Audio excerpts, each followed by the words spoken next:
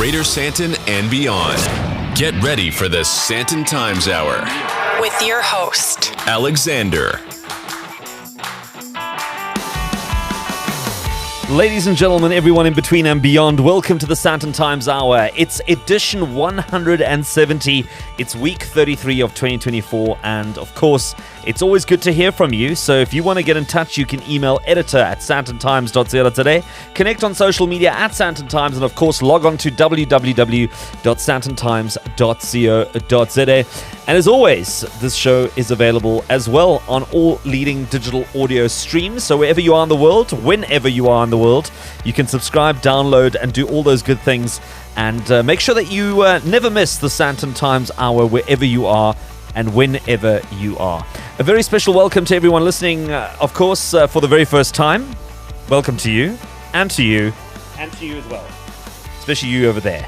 And if you've been listening for a longer period of time, if you are a stalwart of the Sandton Times Hour, well, welcome to you in Johannesburg and Pretoria on FM, or of course across South Africa, or everywhere and anywhere else in the world. If it's online or on air, I'm happy to report that all is well in Sandton land. And for those who tune in regularly, well, you always know that Vincenzo is behind the mixing desk, making sure this all comes together and all sounds somewhat professional. Something of an authority of some sort. But especially after a long weekend, I think that's always a little bit trickier, right? We need to warm up again because we're so disjointed from a shorter week, and then there's a lot of relaxing happening on a long weekend. If you're not sure what we're talking about, South Africa had its Women's Day for 2024, and that sort of resulted in a long weekend. But I hope you had a good one, even though it was a short week or a long weekend. Yeah, let me know what you got up to. Did you manage to squeeze in a quick getaway? Did you go somewhere, or did you just stay at home? It's always good to hear from you. Here's one of the channels, whichever one you prefer, and it's always nice to hear from you in one way or another. As part of this entire month in South Africa being dedicated to women, we have an all-ladies lineup of guests this week. So what is on this hour? In a bit, I'll be chatting to a subject matter expert on all things travel, particularly why it is just so expensive to fly anywhere to, from, or in Africa. If you've ever wondered about that, my guest will hopefully shed some light on that. Then I'll be taking a look at the tourism sector in South Africa and why it holds the key to sorting out a large chunk of our unemployment problem, particularly amongst youth. And we're always passionate about tourism and travel on the show. And if it also solves youth unemployment, which I think it will, this is something that's worth listening to. So stick around for that. And finally, do you struggle with networking in business or in business settings? Are you a bit of an introvert when it comes to socializing? Well, I'll be chatting to someone who might just have some solutions for you to change all of that. So stick around for that, all this and more, and a little extra in the next hour. From Greater Sandton to the rest of the world, this is the Sandton Times Hour. Well, the IATA Wings of Change Focus Africa took place earlier this year down the road here in Melrose Arch, Johannesburg, bringing together aviation leaders, regulators, and subject matter experts to chat about the state of aviation and transportation in Africa. And one of the keynote speakers was Dr. Marie Owens Thomsen. She's the Senior Vice President of Sustainability and the Chief Economist for the International Air Transport Association, also known as IATA. And she joins me right now on the line. And Doctor, welcome to the Sandton Times Hour. I am so very happy to be here with you all. Well, it's wonderful to have you on again for us to be able to chat.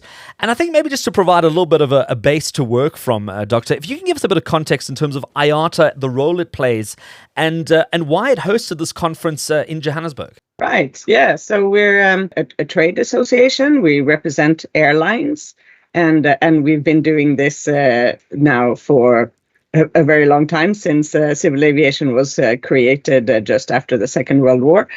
And today we have some 330 airlines as members, and this represents about 83% of global traffic. Amazing. Now, in terms of aviation in Africa, how is Africa doing in the greater global context when it comes to the airline industry? Yes, I think we have to sort of sadly say not particularly well. This is no laughing matter.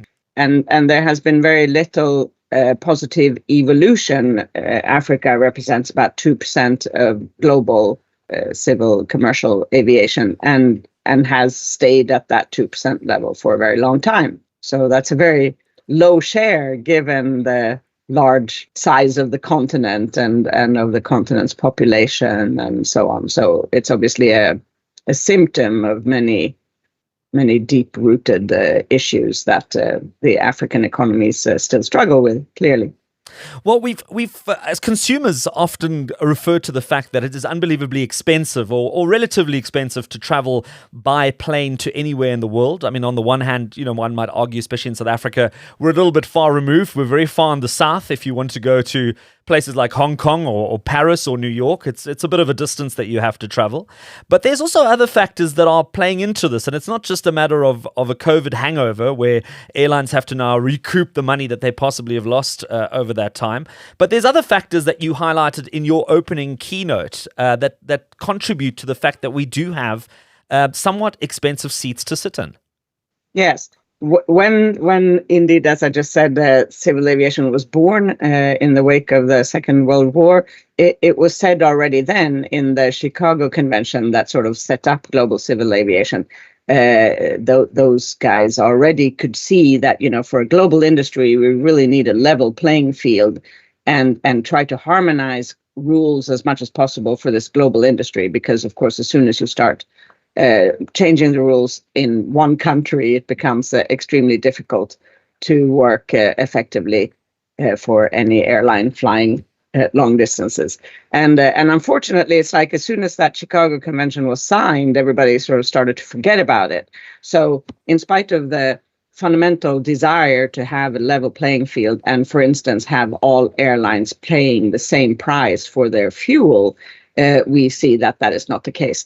And on average, actually, airlines in Africa pay about 20% more for their fuel than other airlines in the world. So of course, that already means that ticket prices have to be 20% more expensive on average in Africa because, of course, the airlines need to recuperate their costs. And of course, fuel represents about a third of airlines' costs. Is this just off the back of weak currencies, or is there a sort of another sort of economic element playing in this entire thing? Yes, of course, it's economic distress faced by many countries in Africa that of course impacts currency movements and the US dollar price. The local currency price of the US dollar priced fuel. That's for sure. And then on top of that, I think it's also a question of sort of vision and an economic philosophy, what you think that aviation can do for you.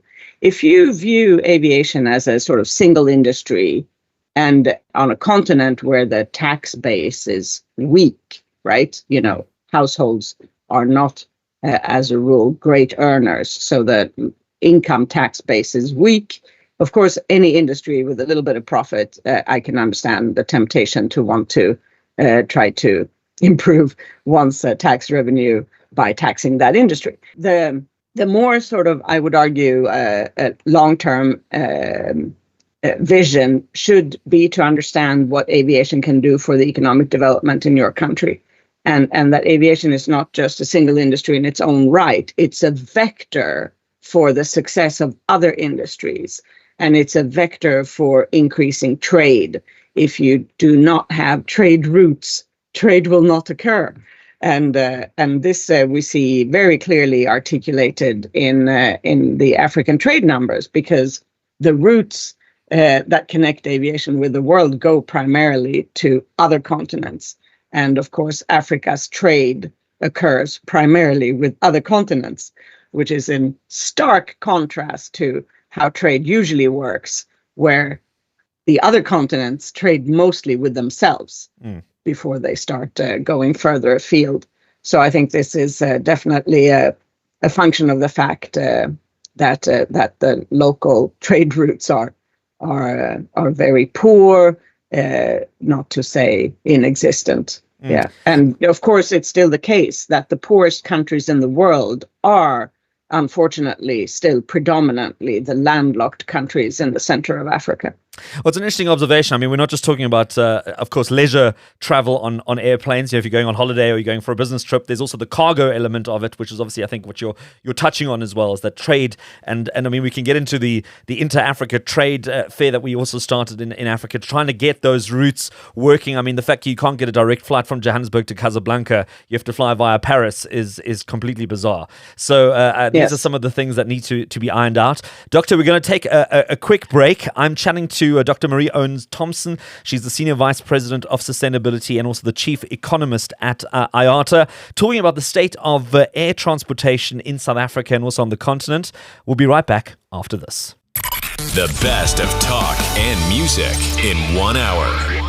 This is the Sandton Times Hour. Now, Dr. Marie Owens Thomsen, we were chatting about sort of how aviation is looking on the continent, not particularly bright and cheerful. There are quite a few challenges that the aviation industry faces, even though it's still operating. It still continues. I mean, we've just seen SAA over the last couple of months come back into life as it previously was, obviously building up routes and having to reestablish itself.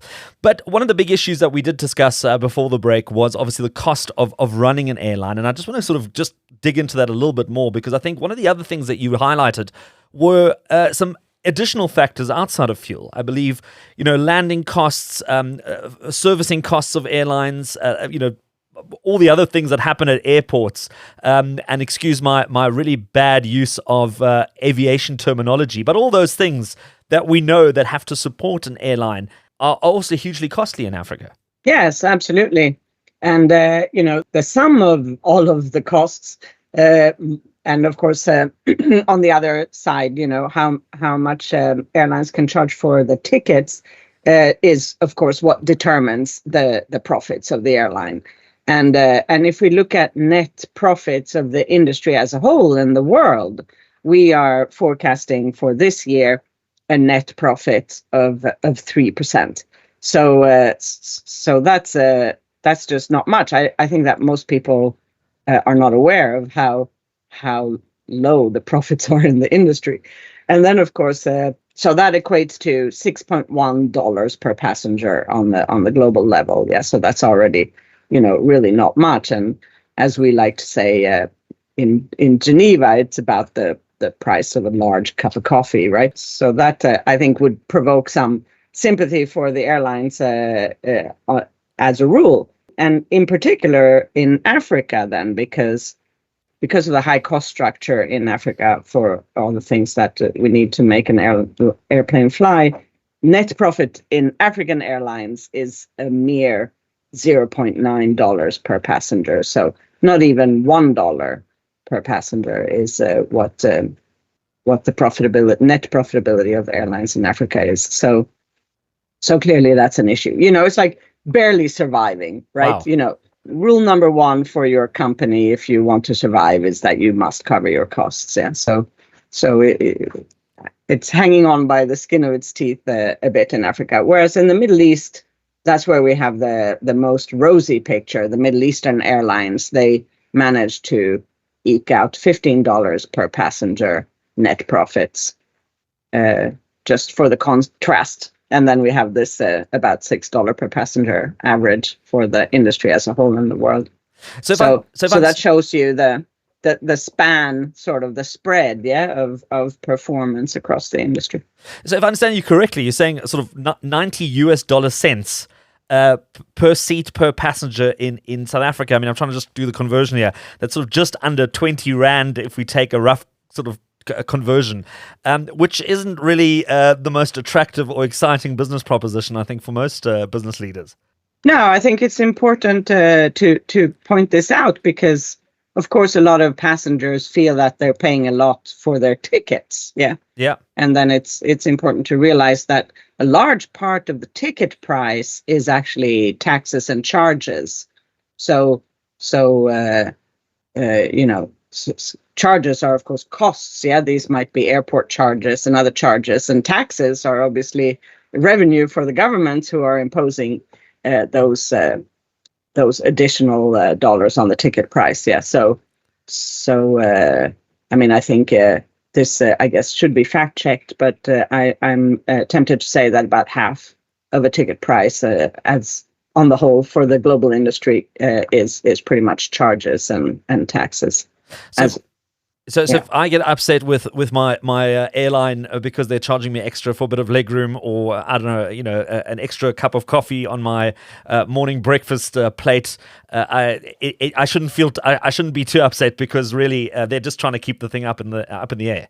Yes, exactly, because not being able to cover your costs is going to mean that you will likely have to cease operations at some point in time. It's impossible to have your business as a going concern if you can't cover your costs. So I appreciate your comment. I do think that passengers might want to have a little bit of a sympathetic feeling in their hearts for the airlines who clearly are not, in any kind of pricing power, abusive pricing power position. Yeah. That airlines do not have that kind of pricing power. And more fundamentally, that's like, if you look at who we buy stuff from, they're all basically various forms of monopolies or oligopolies. Yeah, we only basically have 2 aircraft manufacturers in the world. So that's a duopoly. And airports are monopolies, sort of natural monopolies. And so we don't have much choice of who to buy from. And that means that we are captive. We're a captive audience to those suppliers. And then downstream, we have an absolutely insane competitive environment, which I think, matches. Nobody else has that the customers can go online and find all prices for everything everywhere at once. I come from financial markets, and of course we used to have our price screens going and look at them all day, but we would never in our wildest dreams turn that screen around and show the customer. So that was obviously B2B, whereas our price transparency is B2C. So that's a very unique sort of setup where airlines are clearly being very squeezed in the middle. Just to come full circle on our conversation where we started off with, where we spoke about one of the bigger costs being the fuel element, getting that jet fuel to make sure that the planes can do what they need to do. One of the points that you touched on during this conference was the sustainable aviation fuel production opportunity. And I know in South Africa, our refineries have also gone offline, and our aviation fuel production, the traditional one, isn't as great as it could be. And we also have to start bringing in additional fuel from somewhere else on a ship, and that takes time, and that has its own costs. What opportunities do you foresee in the sustainable aviation fuel space? Could this potentially be a bit of a game changer for African aviation? Yes, I absolutely think so. And for economic development, again, more broadly speaking, given aviation's crucial role as a vector for economic development. So, the energy transition is a global quest, right? And it means that every industry on the planet will have to change its ways and try to replace fossil fuels with some kind of non-fossil based fuel, right? And in our case, we're as long as we're still using combustion engines, we need a liquid fuel that we can put into the aircraft. And today what we can use are these biofuels. So the input is not a fossil fuel. The input is some kind of biomass that has been transformed into liquid form so that it can be blended with jet fuel and uploaded into the aircraft. And the good news is that this technology is well understood, and such fuel can totally be produced, is being produced in biorefineries and used, to great effect in road transportation. But there's not enough of that kind of fuel for everybody.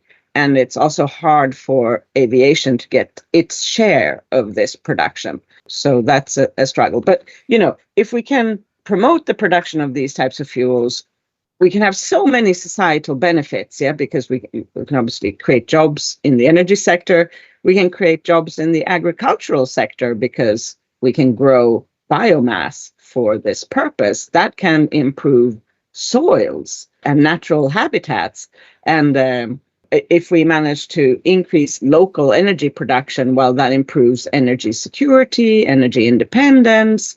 And if we manage to do this at scale, it drives down the cost of all of these things.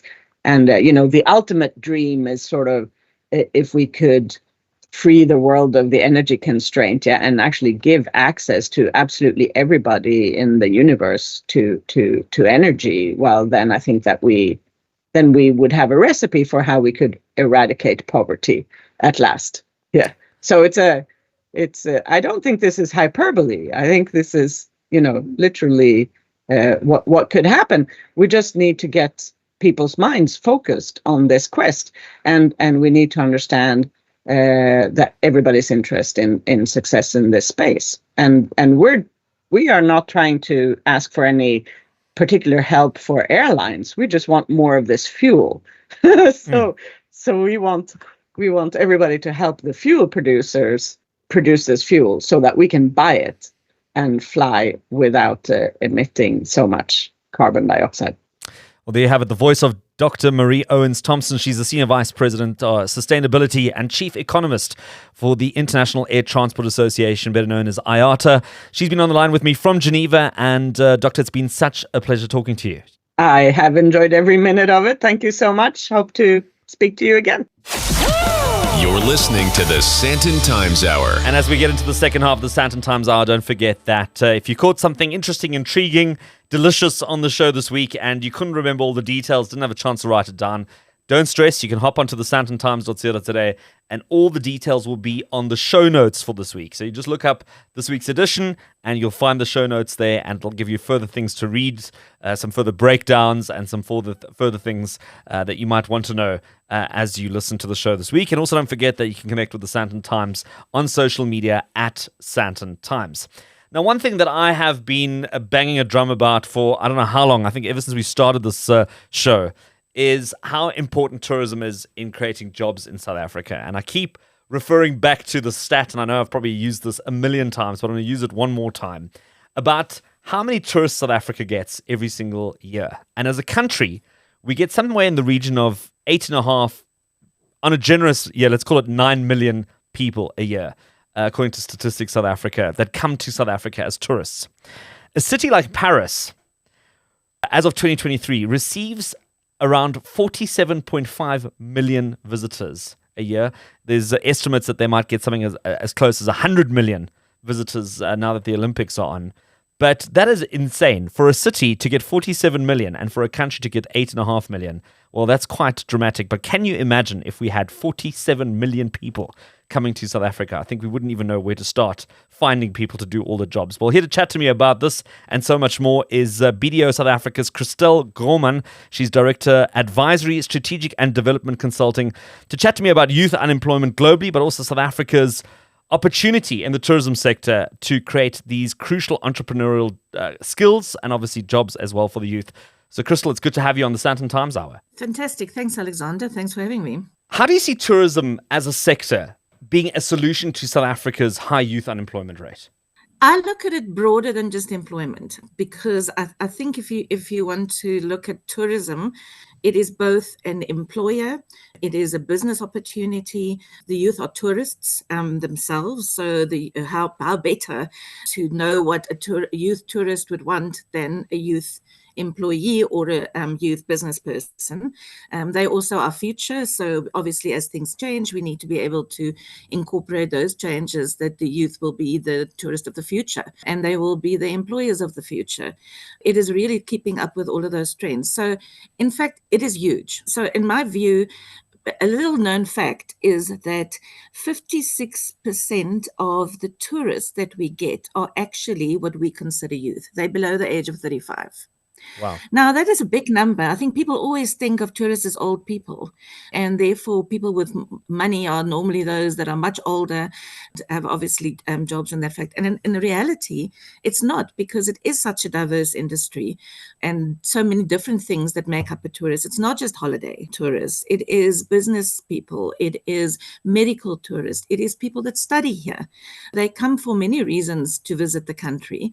And maybe we sometimes would think of them as visitors rather than tourists, because I think then we sort of understand that a bit better.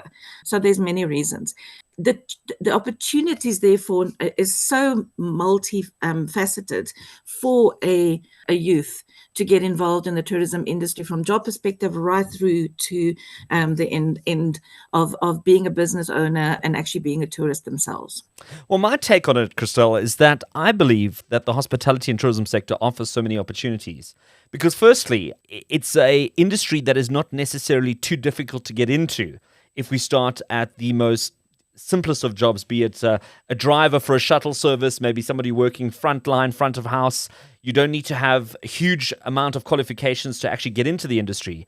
But I think once you've been through the industry and you've possibly grown and spent a few years there, you become one of the most attractive persons for other industries. I mean, if you wanted to go into banking or if you wanted to go into any other industry, who doesn't want somebody who can deal with people, answer a phone, have people skills, be friendly, and have that sort of worldly outlook in life? I mean, am I completely off the mark here? No, you're absolutely correct. So one of the things that tourism gives you is interacting with such a wide range of people, whether they're from Africa, whether they're domestic tourists, and whether they are from overseas. So at any given day, if you're in a tourism industry, or even at the periphery of the industry, you're going to be interacting with multifaceted people. So therefore, you get to grow because you interact, you learn things from these different countries and these different people.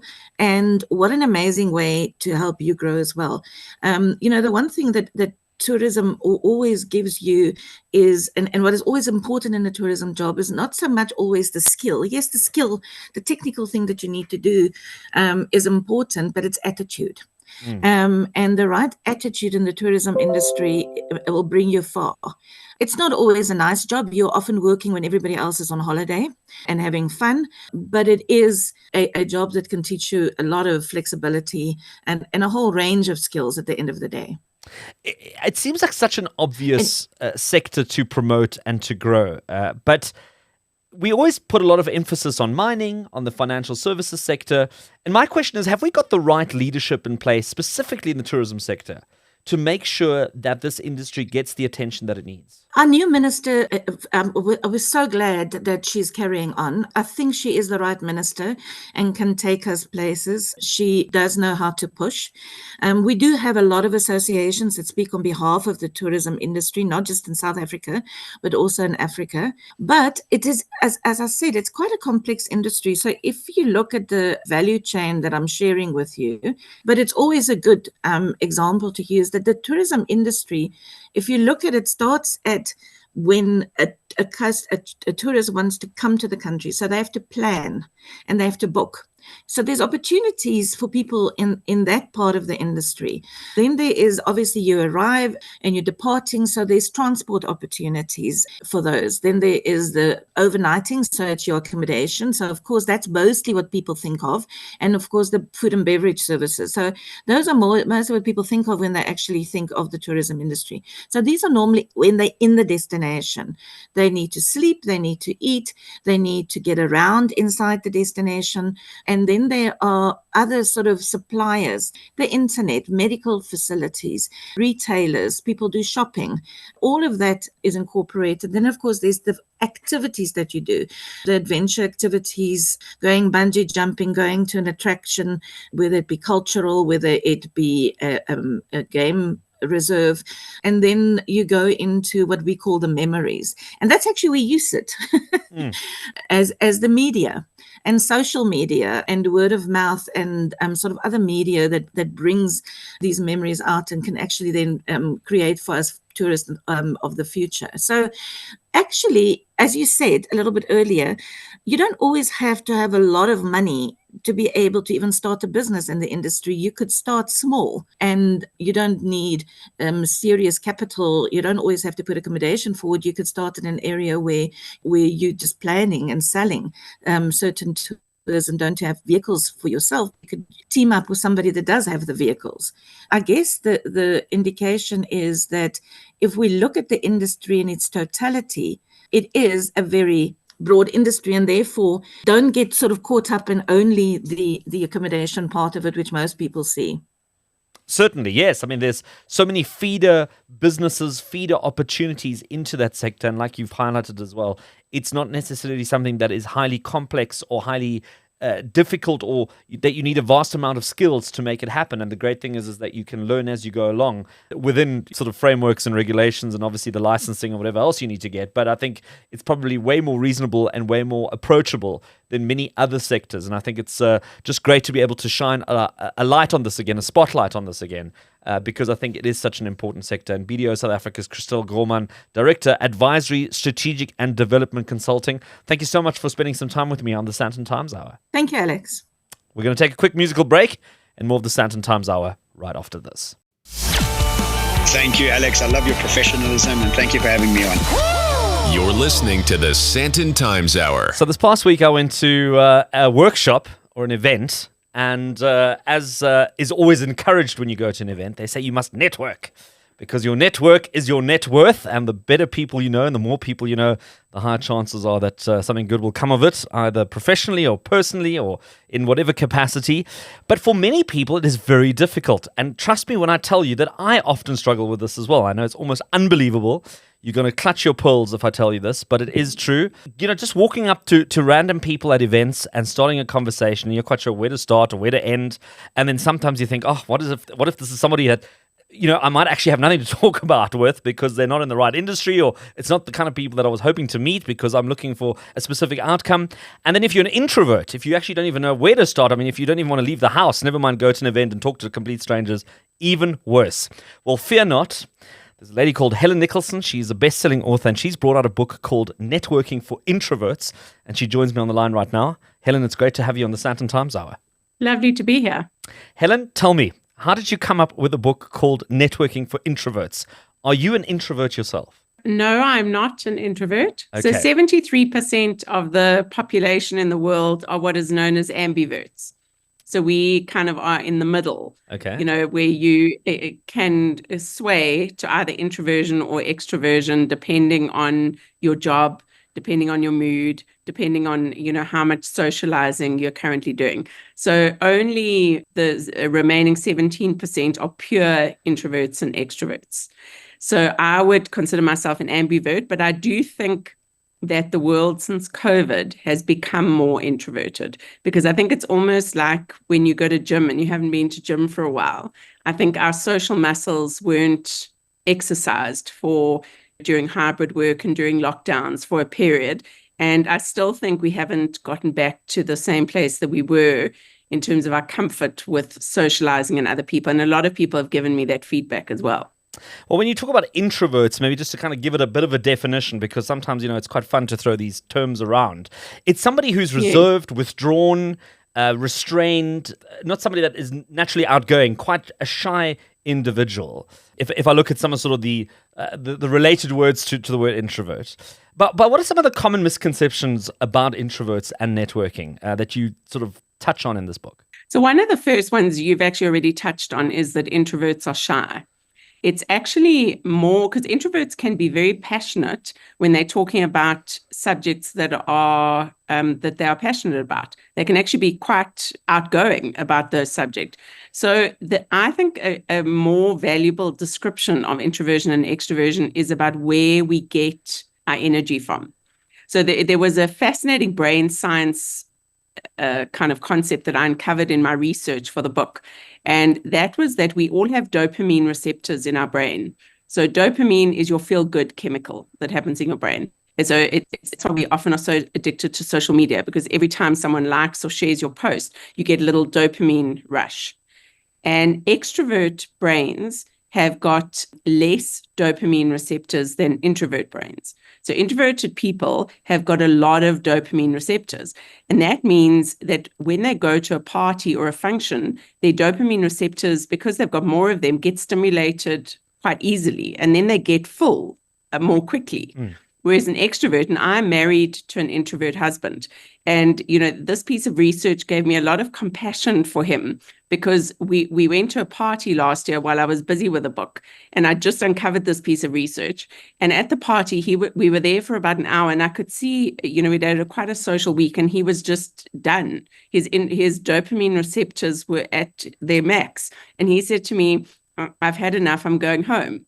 And I then, prior to knowing this piece of research, I would have been annoyed with him because he kind of hadn't been staying at the party to support me. But having known the fact that his brain and his dopamine receptors were actually full, so it's actually a neuroscience issue. It's not really a choice. Made me more compassionate towards him. And I realized that my dopamine receptors, because I'm an extrovert and I've got less of them, so they need more stimulation. I was happy to carry on at the party, and I only left then when my dopamine kind of bucket was full. And I think that's a great insight into us understanding each other's styles and, why we act the way we do. I mean, a similar take I've heard on this is also you get people who thrive off other people's energy. They have to be around people all the time. And, often you get people saying, I've got a boss who wants to see me every weekend for golf and for breakfast and for lunch because he just needs to be around people. And then you get other people who are like, listen, by the time Friday comes along, I don't want to see anybody for Saturday and Sunday because I need to sort of retract into my hobbit house and almost recharge my batteries. Is that kind of almost like a similar kind of analogy? Yes, I think it is. But I think what you've touched on there is a really important point, because I think that your work can, so that boss that you're talking about, I think that, he probably maybe has quite an antisocial week, and maybe it's quite linear, lots of meetings. And so, then he needs social stimulation over the weekend if he's an extrovert. So he's got to fill up that dopamine bucket because it never happened during the week. Whereas if your job is quite social, I mean, I would imagine you doing the work that you do, where you're talking a lot. I would imagine probably when you go home, you possibly, you've had enough then of people because your dopamine is full, and then you actually need some recharging time. Helen, you're spot on. That's exactly the way it is. Because it's exhausting, and people say, but you only talk. I mean, how difficult can it be? It's mentally exhausting. I mean, especially when you do long conferences, full day conferences, you're moderating or you're speaking somewhere. I mean, you feel like you've run a marathon. It's almost like a mental Olympics that you've been through. But let's quickly get back to the introverts now in terms of what tips do you have for people who go to some of these social settings and they know it's good for their career and they know it's, good to make new friends and all of this, but they really struggle to kind of engage with people or make small talk or try and get something going. Like what can they do to get over that barrier and start getting something going in terms of networking?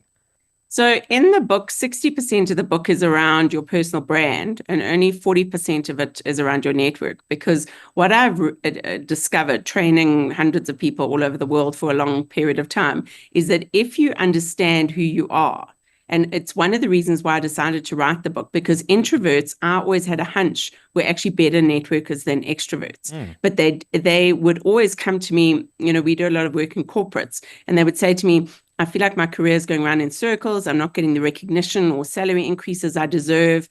And I realized that they were trying to become extroverts in a largely extroverted world. And so what I've realized, the key thing for introverts to realize is they have natural strengths, such as listening, such as following up. And those are key networking skills. And extroverts do not have those skills. Extroverts are often too busy talking about their favorite subject, which is themselves.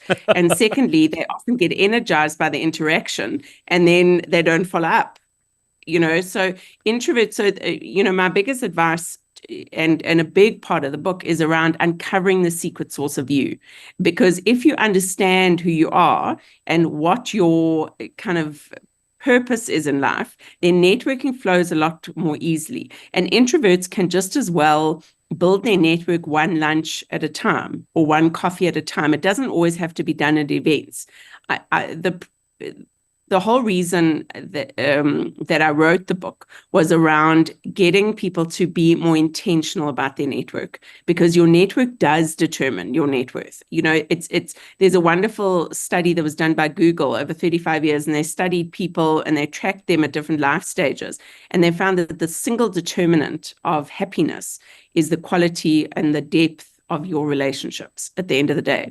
So, we are not islands. We do need people. And that's why, to build a network that where you have similar value systems in an authentic way that does challenge you, but actually pushes you out of your comfort zone at the same time is a key component of building a network. And what I've realized is that often your network gets quite linear as you get older. It often is, it's people who are the same color as you, the same age as you, maybe the same job as you, and then your network doesn't work because it's just clones of you.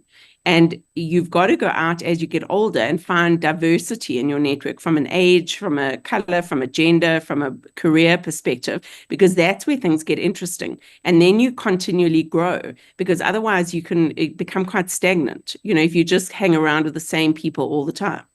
Oh, well, there you have it. Well, if you're listening to this, get out, go meet some other people that are not like you, that are diverse like you. And if you need some help with that, well, there's a book now, Networking for Introverts. It's by Helen Nicholson, best-selling author. And Helen, it's been such a pleasure having you on the Sandton Times Hour. Amazing. It's lovely to be here.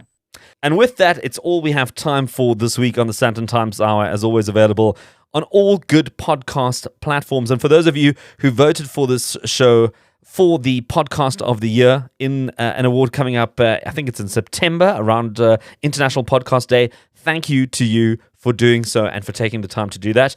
But if you want to listen to the show at any given time, well, don't forget you can get it on Apple, Amazon, Spotify, Podcast Party, and so many more platforms. And also, if you want to get in touch, email editor@sandtontimes.co.za, connect on social media @SandtonTimes, and visit the website www.sandtontimes.co.za, and feel free to send through your questions, your comments, your feedback, your input, your leads, whatever you have. Get in touch on email. And of course, thank you to the guests this week who made the time to be on the show and to give of their time. And of course, the teamwork that goes into putting all of this together, even if there is a long weekend.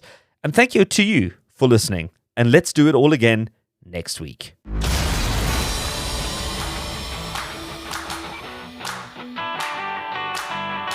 That's it for this week. Thanks for listening to the Sandton Times Hour.